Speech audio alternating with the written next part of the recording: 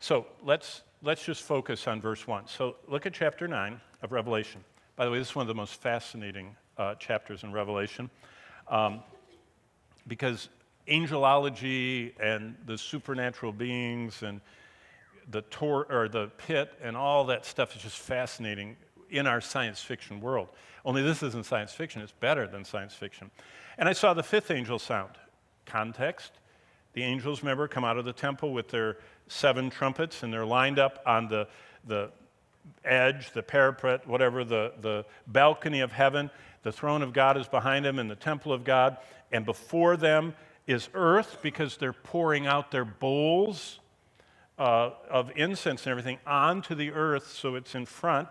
And you say, how is that possible? And I think I already told you this last week, but the way the Bible presents dimensionality in our universe is that we, right now on earth, are like in an ant farm. You ever had an ant farm? You know, a little thin, 2 pieces of plastic that's all sealed, and little holes to feed the ants and let air in.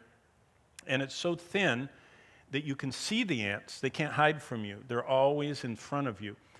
That's the picture that we get, that God is watching us all the time in our little ant farm. I had an ant farm when I was little. I would tap and wave and do my flashlight. The ants never paid attention to me. I don't even think they saw me. I was so big, they were so little, they didn't notice me. We don't see God. He's watching us. And right in front of us, all these things are unfolding as we're in heaven watching. And these angels line up. And so here's the 5th one. And it says, the 5th angel sounds his trumpet, and I saw a star fallen from heaven to the earth. It's a star. It's not a sun, like, you know, one of the quadrillion suns out there. It's an angelic messenger, a messenger. And he falls from heaven to the earth. To him was given a key to the bottomless pit. Wow, where's that? And he opened the bottomless pit.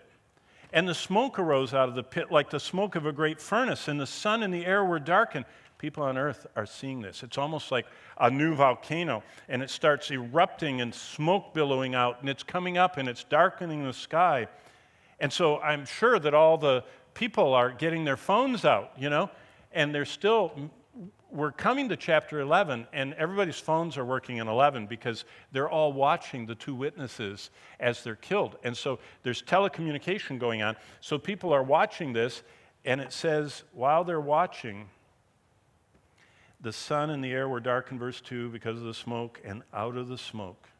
Can you imagine the music? This would make a great movie. The music of some awful, scary music as locusts came up upon the earth. Locusts. Have you ever seen grasshoppers magnified? Go on Google and say, you know, grasshopper close-up. They look worse than science fiction creatures. Ants do too. I mean, National Geographic just did a special on this man that collects one of every ant in the world and gets it and preserves it and photographs it and maps it. And I think ants make up the most mass of any living matter on Earth because there's so many of them everywhere.